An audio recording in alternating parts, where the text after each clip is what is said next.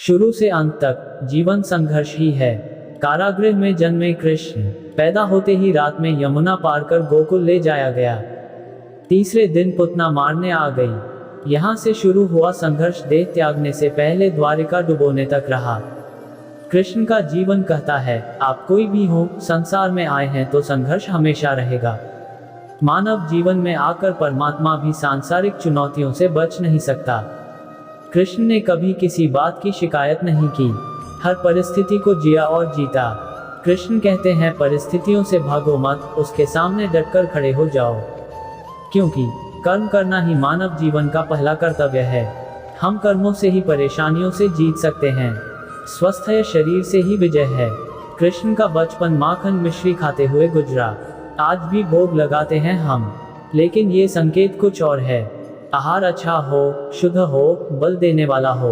बचपन में शरीर को अच्छा आहार मिलेगा तो ही इंसान युवा होकर वीर बनेगा। शरीर को स्वस्थ रखना है तो बचपन से ध्यान देने की जरूरत है। ये पैरेटी के दौर से गुजर रहे युवाओं के लिए बड़ा मैसेज है। अपने बच्चों को ऐसा खाना दें जो उनको बल दे, सिर्फ स्वाद के लिए ही ना खिलाएं, तभी वे बड़े होकर स्वयं को और समाज को सही दिशा में ले जा पाएंगे। पढ़ाई किताबी ना हो, रचनात्मक हो। कृष्ण ने अपनी शिक्षा मध्य प्रदेश के उज्जैन में सांदीपनी ऋषि के आश्रम में रहकर पूरी की थी। कहा जाता है 64 दिन में उन्होंने 64 कलाओं का ज्ञान हासिल कर लिया था। वैदिक ज्ञान के अलावा उन्होंने कलाएं सीखी। शिक्षा ऐसी ही होनी चाहिए जो हमारे व्यक्तित्व का रचनात्मक विकास करे। संगीत, नृत्य, युद्ध सहित 64 कलाओं कृष्ण के व्यक्तित्व का हिस्सा हैं। बच्चों में कोरा ज्ञान ना भरें, उनकी रचनात्मकता को नए आयाम मिले, ऐसी शिक्षा व्यवस्था हो। रिश्तों से ही जीवन है, बिना रिश्तों के कुछ नहीं। कृष्ण ने जीवन भर कभी उन लोगों का साथ नहीं छोड़ा जिनको मन से अपना माना। अर्जुन से वे युवावस्था में मिले, ऐसा महाभारत कहती है, लेकिन अर्जुन से उनका रिश्ता हमेशा मन का रहा। सुदामा हो या उद्धव, कृष्ण ने जिसे अपना मान लिया उसका साथ जीवन भर दिया। रिश्तों के लिए कृष्ण ने कई लड़ाइयाँ लड़ी और रिश्तों से ही कई लड़ाइयाँ जीती। उनका सीधा संदेश है, सांसारिक इंसान की सबसे बड़ी धरोहर रिश्ते ही हैं। अगर किसी के पास रिश्तों का थाती नहीं है तो वो इंसान संसार के लिए गैर जरूरी है। इसलिए अपने रिश्तों को दिल से जिएं, दिमाग से नहीं। नारी का सम्मान समाज के लिए जरूरी। राक्षस नरकासुर का आतंक था। करीब 16,100 महिलाओं को उसने अपने महल में कैद किया था। महिलाओं से बलात्कार में उसे सुख मिलता था। कृष्ण ने उसे मारा, सभी महिलाओं को मुक्त कराया, लेकिन सामाजिक कुरीतियां तब भी थीं। उन महिलाओं को अपनाने वाला कोई नहीं था। खुद उनके घर वालों ने उन्हें दूषित मानकर त्याग दिया। ऐसे में कृष्ण आगे आए, सभी 16,100 महिलाओं को अपनी पत्नी का दर्जा दिया। समाज में उन्हें सम्मान के साथ रहने के लिए स्थान दिलाया। कृष्ण ने हमेशा नारी को शक्ति बताया, उसके सम्मान के लिए तत्पर रहे। पूरी महाभारत नारी के सम्मान के लिए ही लड़ी गई। आप कृष्ण भक्त हैं तो अपने आसपास की महिलाओं का पूरा सम्मान करें। कृष्ण की कृपा पाने का ये सर्वोत्तम मार्ग है। आपके मतभेद अगली पीढ़ी के लिए बाधा ना बने। कम ही लोग जानते हैं कि जिस दुर्योधन के खिलाफ कृष्ण ने आजीवन पांडवों का साथ दिया, उसकी मौत का कारण भी कृष्ण की कूटनीति बनी। वही दुर्योधन रिश्ते में कृष्ण का समधी भी था। कृष्ण के पुत्र साम्ब ने दुर्योधन की बेटी लक्ष्मणा का अपहरण करके उससे विवाह किया था, क्योंकि लक्ष्मणा साम्ब से विवाह करना चाहती थी, लेकिन दुर्योधन खिलाफ था। साम्ब को कौरवों ने बंदी भी बनाया था। तब कृष्ण ने दुर्योधन को समझाया था कि हमारे मतभेद अपनी जगह हैं, लेकिन हमारे विचार हमारे बच्चों के भविष्य में बाधा नहीं बनने चाहिए। दो परिवारों के आपसी झगड़े में बच्चों के प्रेम की बलि ना चढ़ाई जाए। कृष्ण ने लक्ष्मणा को पूरे सम्मान के साथ अपने यहाँ रखा। दुर्योधन से उनका मतभेद हमेशा रहा, लेकिन उन्होंने उसका प्रभाव कभी लक्ष्मणा और साम्ब की गृहस्थी पर नहीं पड़ने दिया। शांति का मार्ग ही विकास का रास्ता है। कृष्ण ने महाभारत युद्ध के पहले शांति से समझौता करने के लिए पांडवों और कौरवों के बीच मध्यस्थता की। हालांकि दोनों ही पक्ष युद्ध लड़ने के लिए आतुर थे, लेकिन कृष्ण ने हमेशा चाहा कि कैसे भी युद्ध टल जाए। झगड़ों से कभी समस्याओं का समाधान नहीं होता है। शांति के मार्ग पर चलकर ही हम समाज का रचनात्मक विकास कर सकते हैं। कृष्ण ने समाज की शांति से मन की शांति तक दुनिया को ये समझाया कि कोई भी परेशानी तब तक मिट नहीं सकती जब तक वहाँ शांति ना हो। फिर चाहे वो समाज हो या हमारा खुद का मन, शांति से ही सुख मिल सकता है, साधनों से नहीं। हमेशा दूरगामी परिणाम सोचें। महाभारत में जुए की घटना के बाद पांडवों को वनवास हो गया। कृष्ण ने अर्जुन को समझाया कि ये समय भविष्य के लिए तैयारी करने का है। महादेव शिव, देवराज इंद्र और दुर्गा की तपस्या करने को कहा। कृष्ण जानते थे कि दुर्योधन को कितना भी समझाया जाए, वो पांडवों को कभी उनका राज्य नहीं लौटाएगा। तब शक्ति और सामर्थ्य की जरूरत होगी। कर्ण के कुंडल कवच पांडवों की जीत में आड़े आएंगे, ये भी वे जानते थे। उन्होंने हर चीज पर बहुत दूरगामी सोच रखी। कोई भी फैसला तात्कालिक आवेश में नहीं लिया। हर चीज के लिए आने वाली पीढ़ियों तक का सोचा। यही सोच समाज का निर्माण करती है। हर परिस्थिति में मन शांत और दिमाग स्थिर रहे। पांडवों के राजसूय यज्ञ में शिशुपाल कृष्ण को अपशब्द कहता रहा। छोटा भाई था लेकिन मर्यादाएं तोड़ दी। पूरी सभा चकित थी, कुछ क्रोधित भी थे, लेकिन कृष्ण शांत थे, मुस्कुरा रहे थे। शांति दूत बनकर गए तो दुर्योधन ने अपमान किया। कृष्ण शांत रहे। अगर हमारा दिमाग स्थिर है, मन शांत है, तभी हम कोई सही निर्णय ले पाएंगे।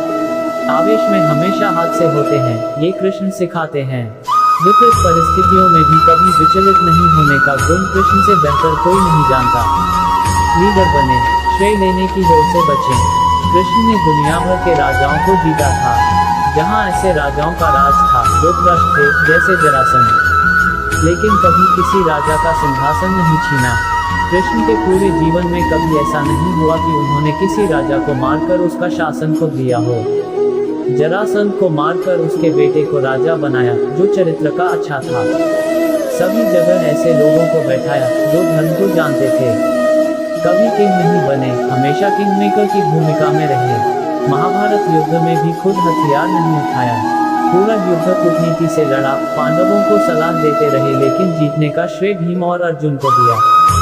शुरू से अंत तक जीवन संघर्ष ही है। कारागृह में जन्मे कृष्ण, पैदा होते ही रात में यमुना पार कर गोकुल ले जाया गया। तीसरे दिन पुतना मारने आ गई। यहाँ से शुरू हुआ संघर्ष देह त्यागने से पहले द्वारिका डुबोने तक रहा। कृष्ण का जीवन कहता है, आप कोई भी हो, संसार में आए हैं तो संघर्ष हमेशा रहेगा। मानव जीवन में आकर परमात्मा भी सांसारिक चुनौतियों से बच नहीं सकता। कृष्ण ने कभी किसी बात की शिकायत नहीं की। हर परिस्थिति को दिया और जीता।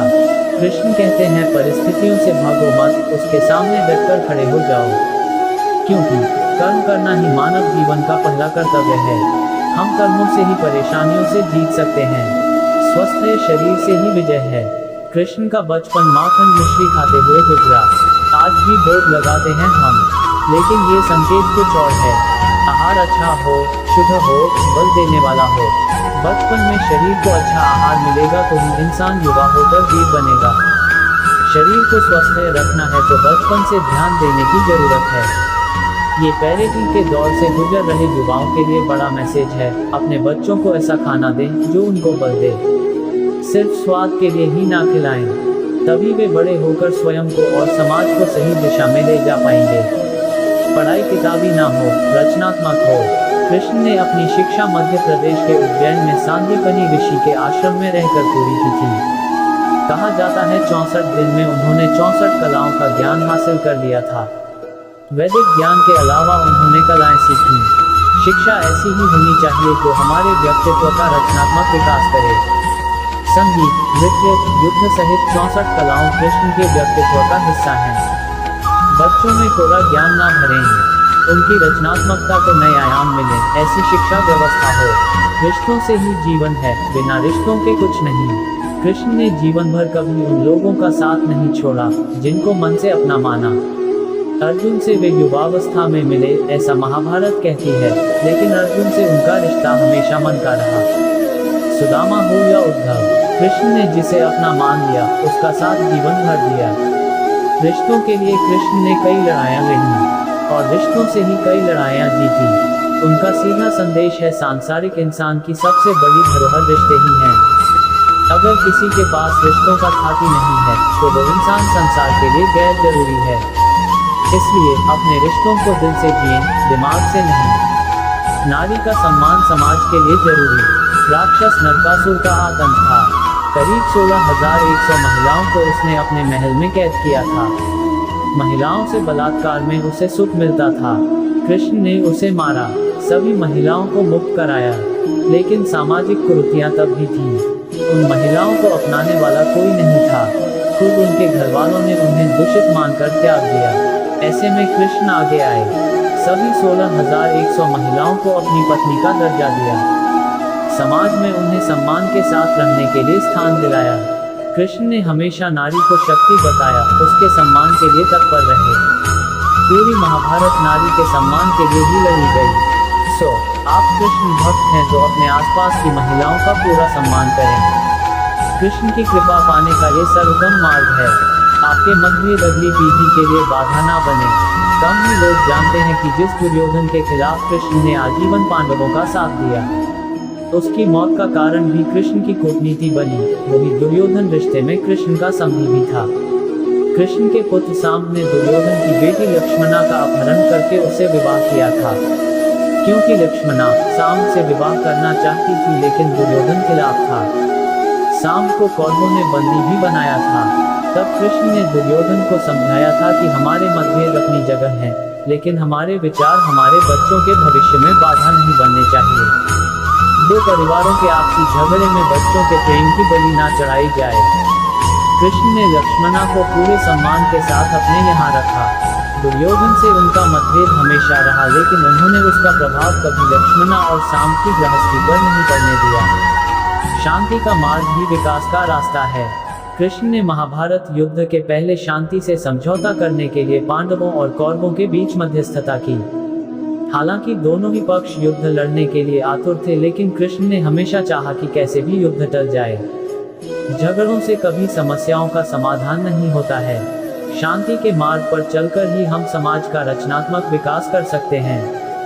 कृष्ण ने समाज की शांति से मन की शांति तक दुनिया को ये समझाया कि कोई भी परेशानी तब तक मिट नहीं सकती जब तक वहाँ शांति ना हो।